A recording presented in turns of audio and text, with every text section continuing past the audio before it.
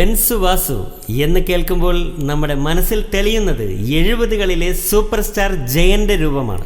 1980 പുറത്തിറങ്ങിയ ബെൻസ് വാസുവിൽ ജയനായിരുന്നു നായകനെങ്കിൽ പുതിയ Benz വാസുവിൽ super star മോഹൻലാലാണ് നായകൻ. പഴയ ബെൻസ് വാസുവിൽ നിന്നും തികച്ചും വ്യത്യസ്തമാണ് പുതിയ ബെൻസ് വാസു.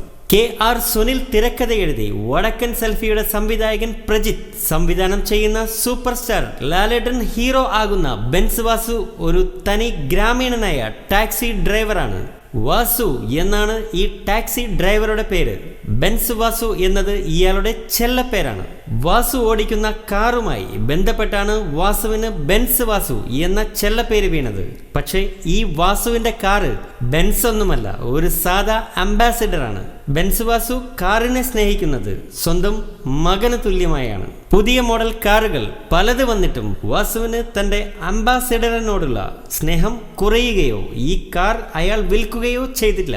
തന്റെ അംബാസിഡർ മറ്റൊരാൾ ഡ്രൈവ് ചെയ്യുന്നത് വാസുവിന് ഇഷ്ടമല്ലായിരുന്നു. തന്റെ കാറിനെ ആരും കുറ്റം പറയുന്നതും വാസുവിന് ഇഷ്ടമല്ലായിരുന്നു. സ്വന്തം കാറിനെ ബെൻസിനേക്കാൾ വലുതായി കാണുന്ന വാസുവിന് നാട്ടുകാരുടെ ചെല്ലപ്പേരാണ് ബെൻസ് വാസു.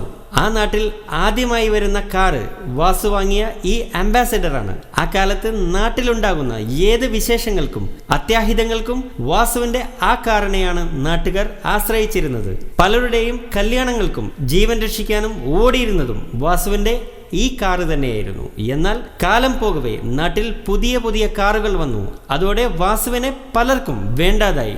അതിൽ വാസു നിരാശനുമായിരുന്നു. വാസുവും ഭാര്യയും മകനും ഉൾക്കൊള്ളുന്ന വാസുവിന്റെ ചെറിയ കുടുംബത്തിലേക്ക് പുതിയ ചില വിശേഷങ്ങൾ കൂടി കടന്നു വരുന്നു. അത് വാസുവിന്റെ ജീവിതത്തിൽ വരുത്തുന്ന മാറ്റങ്ങളാണ് ബെൻസ് വാസുവിന്റെ ഇതിവൃത്തം.